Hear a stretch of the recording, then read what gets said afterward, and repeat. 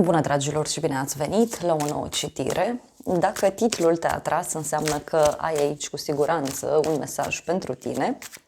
Îți mulțumesc pentru că mă urmărești, îți mulțumesc pentru că mi-ești alături. Dacă vrei și tu astfel de citire, te invit oricând cu drag doar pe aplicația de tarot și astrologie Cristina Surpa, disponibilă atât pe iPhone cât și pe Android. Să vedem așadar mesaje.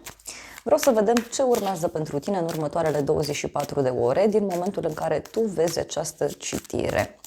Te poți gândi la o situație anume sau pur și simplu poți să lași tarotul să-ți transmită mesaj. Ok, a început citirea. La baza pachetului avem 10 de monede, soarele și roata destinului, o legătură cu zodia Leu, mai avem o legătură cu zodii fixe, Taur, Leu, Scorpion, Vărsător. Este vorba despre un moment al vieții tale în care ai parte de o bucurie legată de familie, de casă. E vorba de o bucurie care fie ține de un bărbat din casa ta, din familia ta, din cercul de prieteni, poate să fie un părinte, poate să fie o rudă, poate să fie un prieten. Pentru alții simt aici că sunteți într-un moment în care aveți parte de o bucurie, o petrecere, ca și cum ar fi o petrecere în familie sau pentru alții poate este o nuntă, o adunare de oameni. Aici văd clar un succes. Soarele vorbește despre foarte multă lumină, despre foarte multă liniște, despre faptul că lucrurile încep să arate într-un mod diferit. Pentru tine avem 9 de spade, poate este un moment în care te stresezi puțin, fie în legătură cu o perioadă mai încărcată care urmează să apară în viața ta, fie aici te stresezi în legătură cu niște evenimente care poate nu țin de tine. Da? Ce mai văd aici e faptul că poate ești într-o perioadă în care te simți mai mult singur sau singură, e ca și cum îți faci tot felul de gânduri fără o bază anume. Hai să vedem ce spune acest 9 de spade pentru tine. Ok, un pe un avem aici. Nu știu, te stresezi, nu știu, ca totul să fie perfect. Unii poate vă gândiți aici foarte intens la o persoană care este undeva suspusă. Poate să fie vorba despre o persoană specială, o persoană care este apreciată de către ceilalți.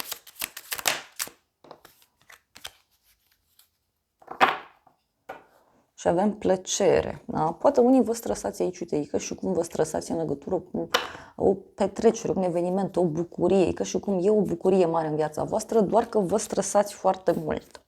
Da? E ceva care, știu eu, poate să țină și de un bărbat.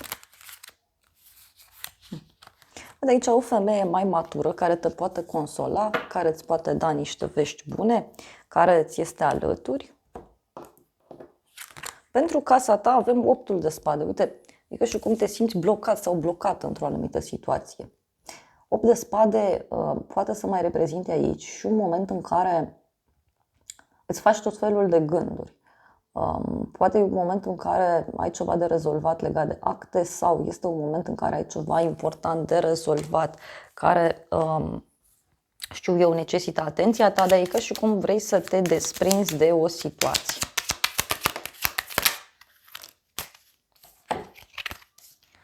Avem serviciu și bucurie.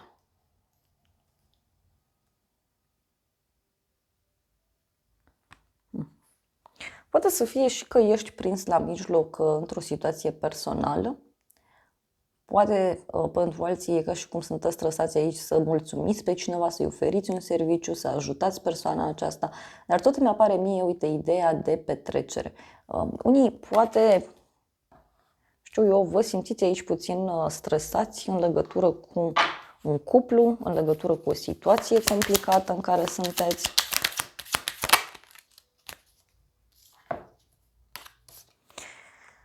Și avem cineva care servește și avem preoteasa. Da? Pot fi și niște secrete aici. Da? Pentru unii e ca și cum nu puteți să spuneți tot, nu puteți să comunicați tot. În curând, ermitul, o legătură cu zodia Fecioară. În curând aici văd un moment de liniște pe care îl poți avea, înțelepciune. Poate să fie și un moment în care începi să vezi lucrurile mai clar în viața ta, poate să fie și un sfat înțelept pe care îl primești de la o persoană matură, de la o persoană care știe ce își dorește, este o persoană care a trecut prin ceva în viață, este o persoană care are o experiență de viață și care, bineînțeles, poate avea un rol important, îți poate lumina drumul, îți poate lumina calea. Hai să vedem la ce cu personajul ăsta. Un hoț, mesaje și o femeie tânără. E ca și cum în curând e o femeie aici care amână ceva. Da? E o persoană care amână ceva, care a promis că face ceva și acum nu mai face. Pentru alții poate să fie cineva care primește tot felul de vești. Avem moartea, dragostea. Da, uite, e o persoană care poate avea niște probleme în dragoste și care poate veni către tine. Persoana asta vrea să se elibereze.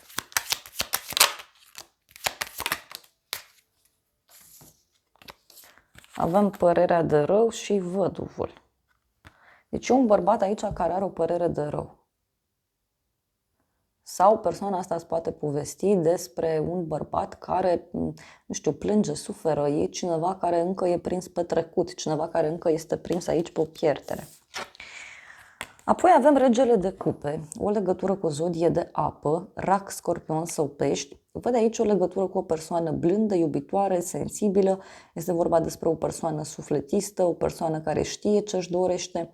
Unii poate chiar intrați în contact cu o persoană importantă din familie sau o persoană foarte apropiată de sufletul vostru. Hai să vedem. Regele de cupe, ce spune? Un bărbat iubitor, sensibil, dar doar că e un personaj care e foarte ușor de influențat. Și avem bărbatul și cadoul. Deci aici văd pe cineva care vrea să-ți facă un cadou, vrea să-ți dea o veste bună. Văd o persoană care își dorește să se apropie de tine. O persoană care își dorește să îți fie alături. Avem conversație și iubire, deci niște vești de dragoste pe care le primești. Niște discuții foarte bune.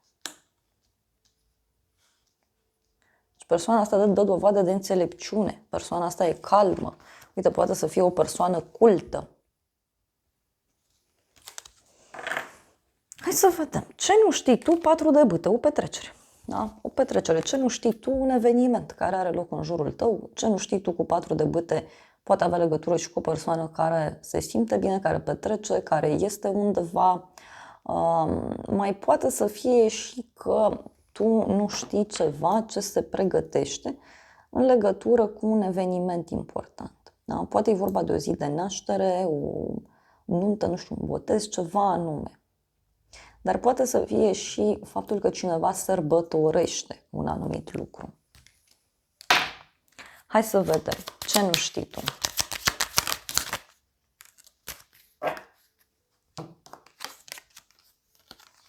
Și avem așa, melancolie și soldatul.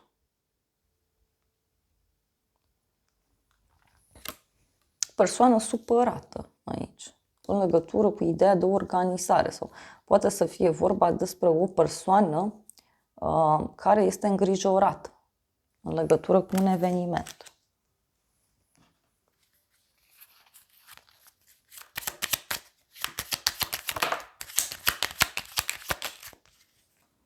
Ce nu știi tu? Avem moartea și banii.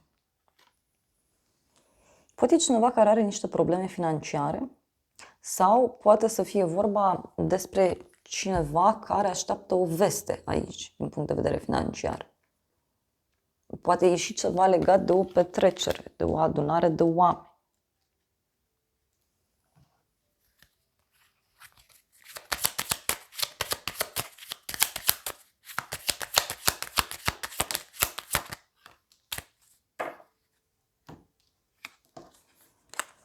O femeie și un inamic. Deci e o persoană aici cam supărată.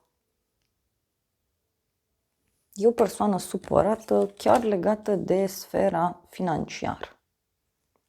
E o neînțelegere undeva anume.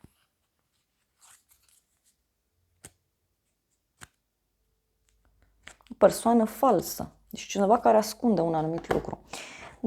Ia să vedem noi ce nu știi tu, ce cu ascunzișul ăsta. O întâlnire, deci tu nu știi despre o întâlnire oficială, da? Sau o întâlnire în cadrul căreia s-a hotărât ceva important legat de casă. Fie e vorba de casa ta, familia ta, fie este vorba despre ideea de familie, ideea de casă. Aici o întâlnire a avut loc undeva și o discuție foarte importantă.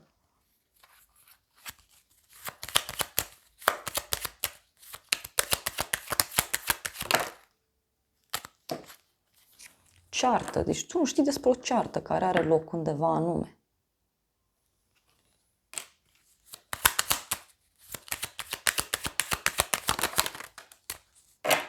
Și un sfârșit care este inevitabil.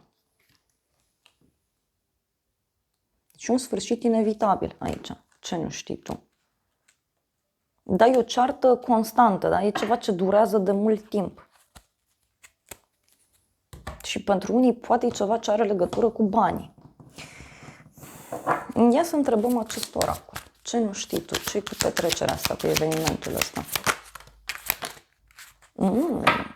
Avem așa, un suflet pereche, o conexiune bună, relație, cină romantică, întâlnire, surpriză, cadou.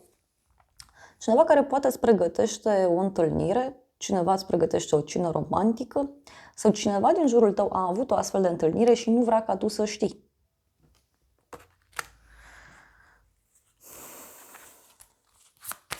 Ia să vedem ce nu știi tu.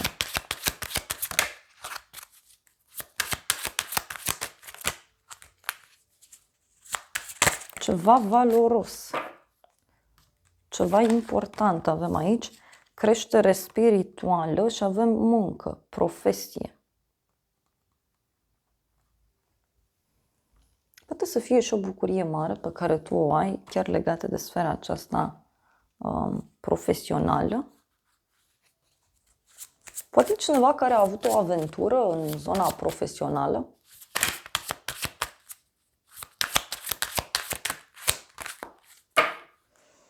Dar ce văd eu aici, iar mi apare ideea de casă, da? Instituție, proprietate și avem ceva ce se termină rapid. Deci e o situație aici care se termină foarte rapid în viața ta.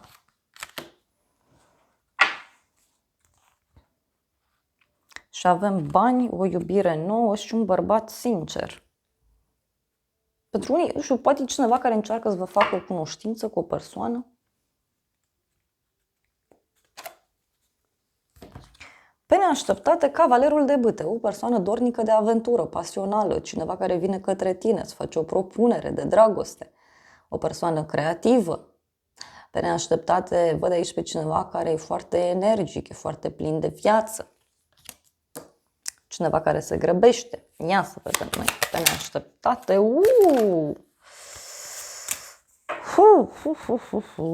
Ok. Ghinion, călătorie, soție și negociere.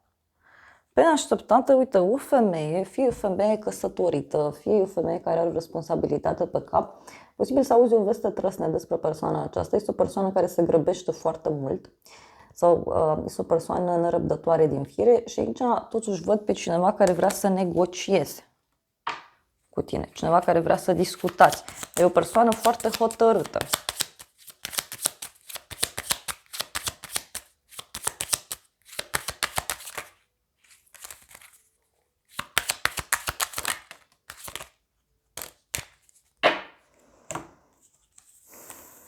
Noroc, falsitate și ușurime. Persoană care vrea să riște aici financiar, e vorba de o persoană foarte ciudată. Dar e și un personaj fals. Parcă e cineva care e după bani. O persoană care încearcă să-și transforme un ghinion într-un noroc.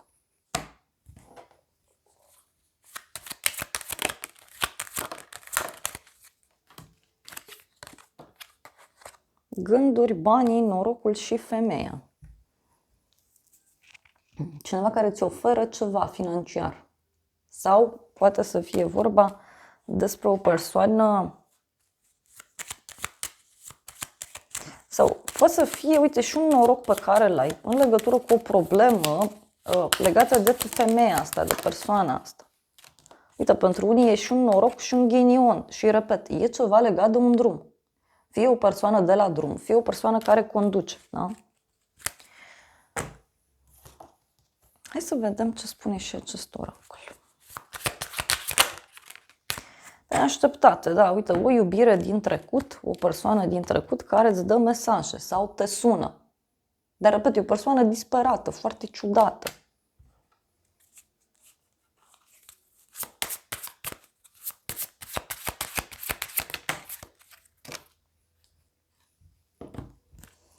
Un bărbat tânăr, o persoană mai sportivă din fire, cineva care e într-o relație deschisă sau fără angajament și care are un blocaj. Ce are legătură și cu un bărbat. Ce o să te mire, regele de bâte? Ok, o conexiune cu o zodie de foc, berbec, leu, săgetător. Aici, ce o să te mire poate să fie un bărbat căruia îi place să-și trăiască viața. Este un bărbat care știe foarte bine să-și impună punctul de vedere, cineva care știe foarte bine să negocieze. De asemenea, ce o să te mire pe tine are legătură cu o persoană foarte sigură pe ea, foarte stabil. Poate e și un personaj care vrea să te ajute. Uite, cineva din casă. Avem o casă. O casă și surpriză. Ei, ce o să te mire? O surpriză mare pe care o ai legată de acest bărbat. Poate e un bărbat din casa ta, da? Poate e partenerul, poate e cineva din familia ta, cineva din cercul de prieteni, o persoană apropiată ție, oricum ar fi. Omul ăsta îți face o surpriză. Fie vine într-un moment surprinzător la tine acasă, fie îți trimite ceva. Reuniune și constanță, da? Deci vorba și de o întâlnire pe care o ai. Da? Pe neaștept, dar mă rog, ce o să te mire e o întâlnire cu omul ăsta. Doar că este o persoană ușor disperată.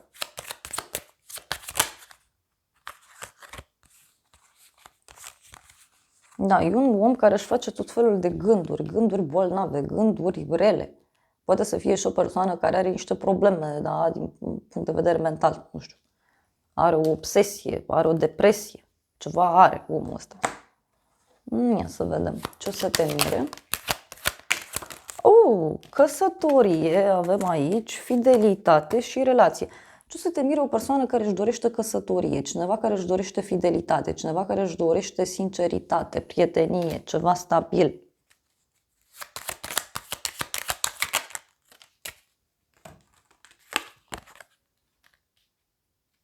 Sau ce o să te mire, uite, poate să fie și o persoană care ține foarte mult la relația sa, dar aici avem bărbatul și hoțul.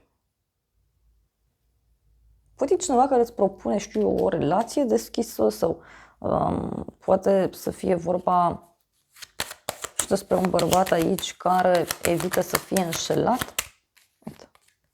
Că avem boala și dragoste. Deci aici surpriza are legătură cu o problemă în dragostea acestui bărbat. E o problemă destul de serioasă.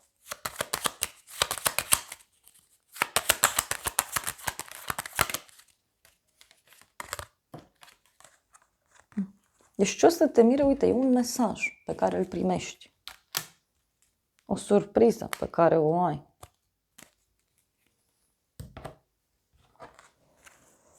Hai să vedem ce o să te mire.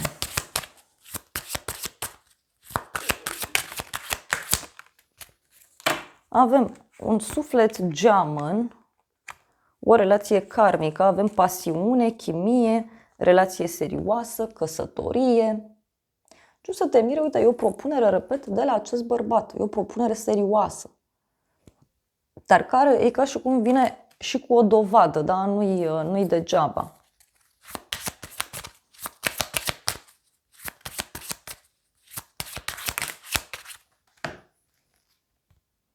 Petrecere, eveniment, distracție și o regină de gheață.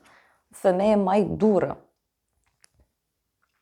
E ca și cum persoana aceasta o să vrea să te impresioneze. Și uite, avem un bărbat sincer, un bărbat cu părul deschis la culoare, ochii deschiși la culoare, o nouă iubire sau o nouă persoană și avem și bani.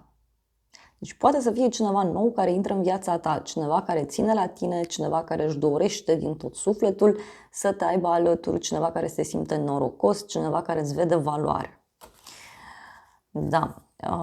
Hai să vedem ce spune și tarotul meu.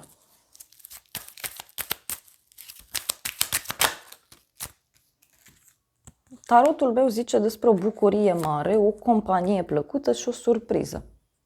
Deci aici surpriza are legătură cu o întâlnire. O întâlnire cu bucurie mare pentru tine.